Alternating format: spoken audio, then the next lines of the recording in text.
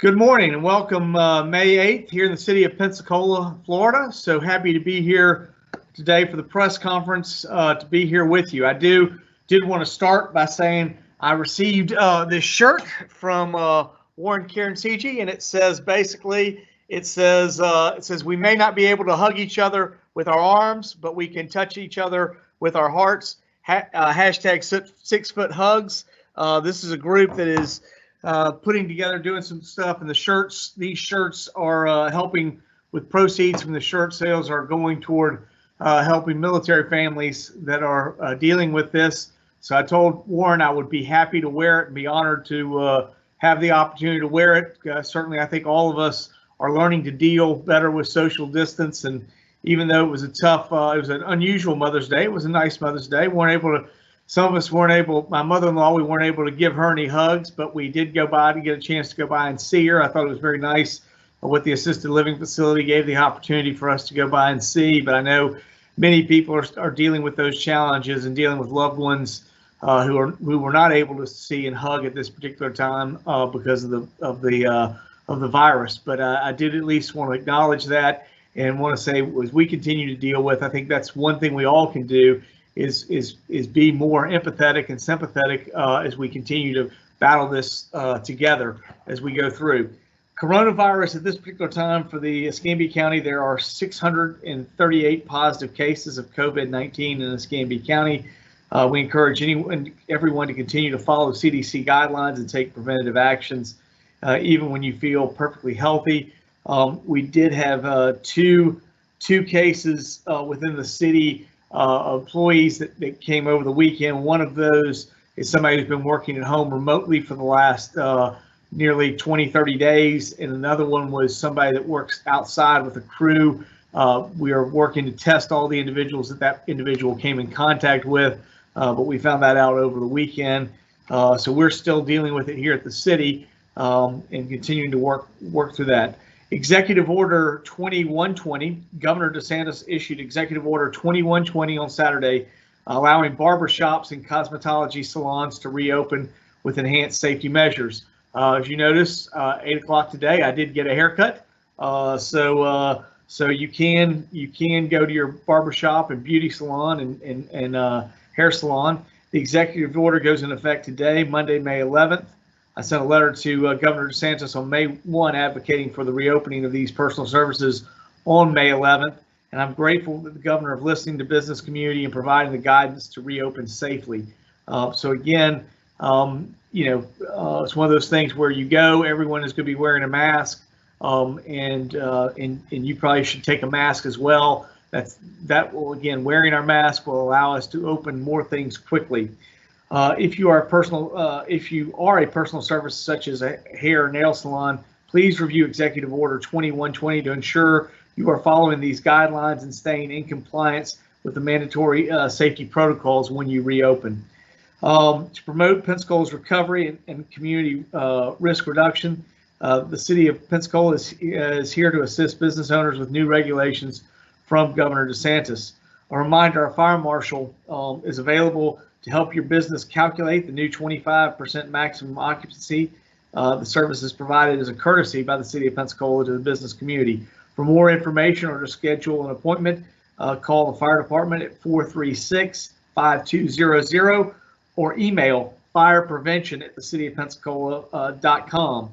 Also, within that, we are here it goes. Additionally, the City of Pensacola is here to assist restaurant owners and city limits with adjustments as they enter recovery period. The city will work with restaurants that want to temporarily expand their outdoor seating area in their parking lots.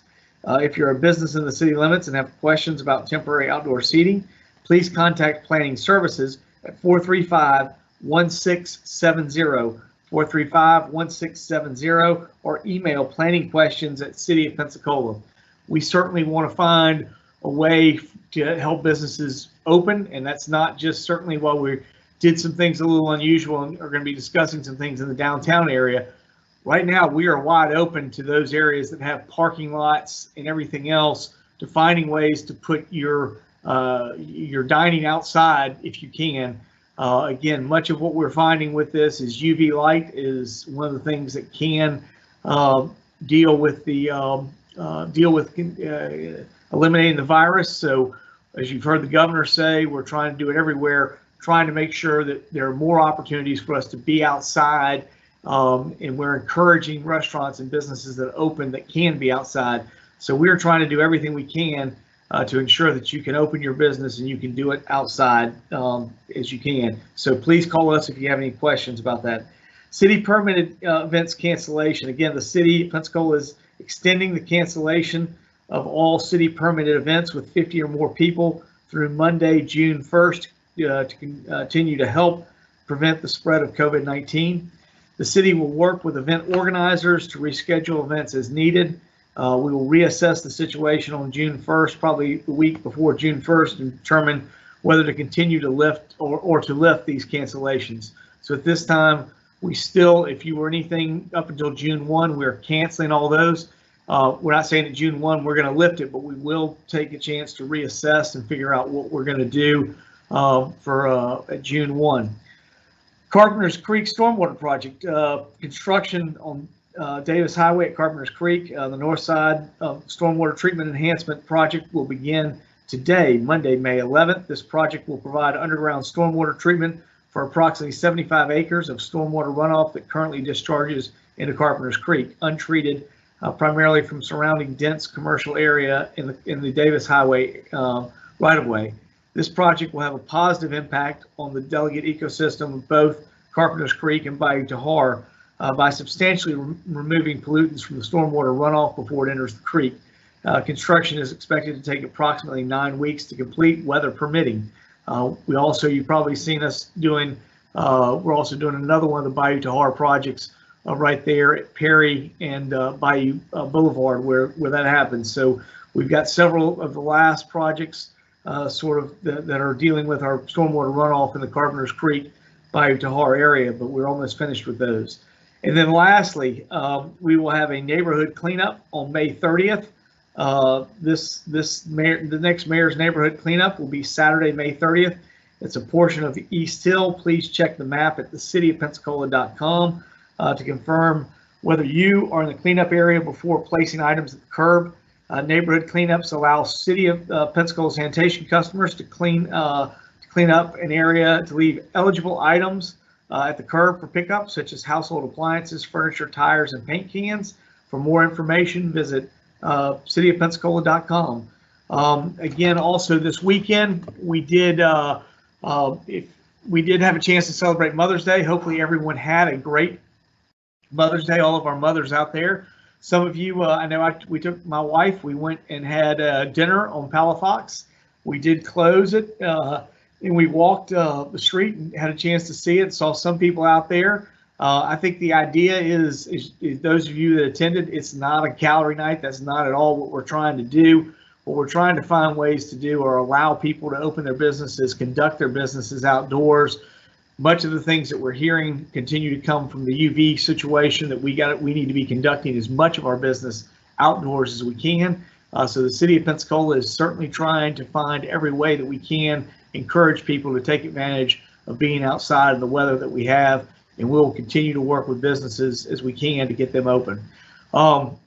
That's about set with the things that we have. Oh, I did want to at least say, we didn't get a chance to say it on Friday, was Galvez Day. So we did have a chance to celebrate it. We typically have a reenactment, some things that we didn't get a chance to do over at the statue over on Palafox, but we did. I really appreciate Wesley Odom putting together a nice little Zoom meeting with several people in Spain and several people here in the United States in Pensacola, and we celebrated.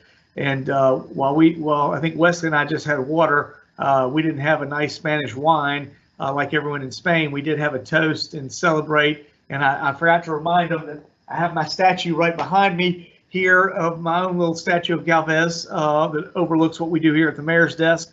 But again, we're certainly proud of our colonial history and our Spanish history. And I think we're all shooting for next year in 2021. They're going to try to come back over. I told them, I said, we'll celebrate 140 years of Galvez, and we'll celebrate, 240 years of Galvez and 200 years of Florida becoming from the Spain over to the United States. That's next year, so we'll be celebrating 200 years. But with that, Casey, I'm ready for any questions and be happy to answer. So this might be a first. I do not see any questions. I was just texting with a couple reporters to make sure the feature is available and that we are live, and we are. So I'll give it a minute and see if anybody comments any questions. If you're trying to comment questions and it's not working for some reason, feel free to text or email me. So we'll hang tight for a bit, but I don't see any questions. I did just comment that this is my water, my Pensacola thing, because I guess we did see some stuff on social media asking if we were drinking Bud Light in the middle of the. That's not the case. It's just our Pensacola cans. So we have water there. So just like we did with the Spanish, we just have our water. All right, and we do have a couple questions coming in now. This is from Andrew McKay. He said, I was under the impression that you were meeting with the Chamber Wednesday to decide about Palafox. Are future closures still a discussion topic? Correct. We have no plans at this particular time for future closures, but I think we wanted to show what an example of what we thought things could look like. And I think that's what Sunday allowed us to do is to show in a way that we want to work with everyone. We want to work with retailers. We want to find other ways. But I do think one of the things that is happening as we look to engage, restaurants are going to have to do everything outdoors in a lot of ways just because of the way it is with the virus. And so we're trying to be as understanding and as sympathetic and empathetic as we can be and trying to find solutions. And our whole goal is hopefully when that meeting happens that those things will happen. I believe that meeting is not Wednesday. I thought it was Tuesday, but anyways, we will be looking forward to meeting with the group of businesses, and we're looking for solutions. But again, it doesn't have to just be here in downtown. In downtown, we happen to have no parking lots usually for the businesses, so they can't expand into parking lots. They expand on the sidewalk. We are totally allowing if your business is out in other areas of the city. I don't care whether you're in Brownsville or you're in the Cordova area. We are encouraging you, if you're a restaurant, to find ways to open your doors in your parking lot, and we will find ways to work with everyone and deal with. We're going to be real lax and lenient on parking requirements at this particular time, trying to comply as best we can with what the governor wants us to do.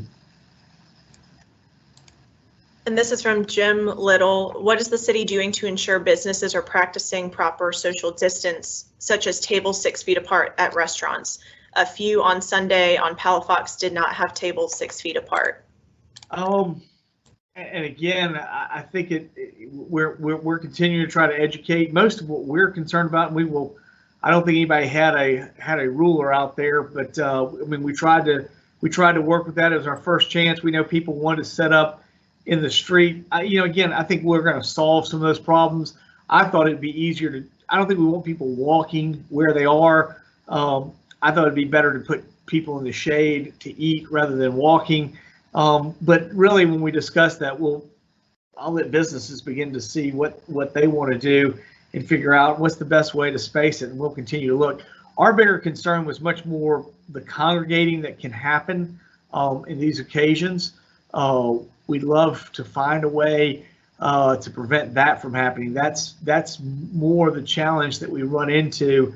And again, this is somewhat the application. Some of them, at least what I saw when I was there, operated consistently with what was being done. And then Jim, I didn't see the ones that you talked about, but I mean, again, it's one of the challenges that we're working with. We're all trying to figure out this as we're going forward. So we'll continue to educate everyone. We'll try to figure out the best way to do it. But again, that's one of the things as we continue to go through, we're going to learn more. That's what we've done throughout this process. This is really our first time to implement this. So I think if we implement it, if people choose and they think it's something worth doing, then we'll look and see where we go. And this is also from Jim. What feedback did you get from businesses about Palafox being closed on Sunday? You know, I haven't seen a lot of stuff. I've not seen a lot of things come in about what was happening. I know the ones I talked to, my whole goal was for us to see it in a format and look at it, because I think so much of the discussion that was going into Tuesday was we were talking about doing more gallery nights, and I wanted people to get a very clear picture. That's not what we're talking about. We're talking about just regular operating, but doing it outside rather than inside. So, you know, my goal was for us to see this thing and how it is, and this is not a gallery night. This is because the whole idea is we're not trying to cram everybody in a static situation, but we're trying to allow for there to be movement and figure out the best way to bring people downtown and get them to move and to go between businesses, but to do it in a way that doesn't impact how businesses end up utilizing Palafox. And we're very concerned, and we understand that some people use Palafox as the road and for people to go there, and some people use it for walking, and we want to be sure we're very multimodal on Palafox. So again, that's what we're trying to do, is we look for new solutions. And I do not have any new questions. We'll give it 30 or 45 seconds because of the delay. Casey, let me just say, because on my screen I see Chief Craner's smiling face. She just has her picture up while she doesn't have her video, so I see a picture of her smiling at me. Just wanted to remind everyone. I think we talked about some of this on Friday. Casey wanted me to remind everyone that that again, we are in a very severe, I guess, dry spell right now. We haven't had a lot of rain, which has made all of our wild areas, even those areas of vegetation within the city, potentially drier and more susceptible to fire risk. We certainly saw that last week. I want to compliment all the fire services in this area. They did a great job. The City of Pensacola went to try to assist Santa Rosa County with the blaze over there. I know we have some of our own employees, like our engineer, Derek Owens, lives right over in that area, had to evacuate. Fortunately for him and his family, they had no damage. We're very happy about that. But certainly some of his neighbors did have significant damage. So what we would say at this particular time is please be vigilant and very careful. Do not burn anything at this particular time, because we are very susceptible. I know usually we have a lot of rainfall, and this is not the case, but I know Chief Craner sitting there, and I know her fire department is very in tune with what's happening right now, and certainly we ask that you continue to help us and figure out ways that you could do as little as possible to lead to any potential fire problems. Hopefully, we're supposed to get some more rain this weekend and next week. It makes it difficult to have outdoor seating, but it will help us with our fire issues. So we'll see how it goes along. But I did at least want to mention that in the work that the fire department has done, and certainly commend our fire department for responding and helping those surrounding jurisdictions. And we still don't have any new questions, so I think that's it for us. Well, that's good. 19-minute press conference is good. All right. Thank you very much.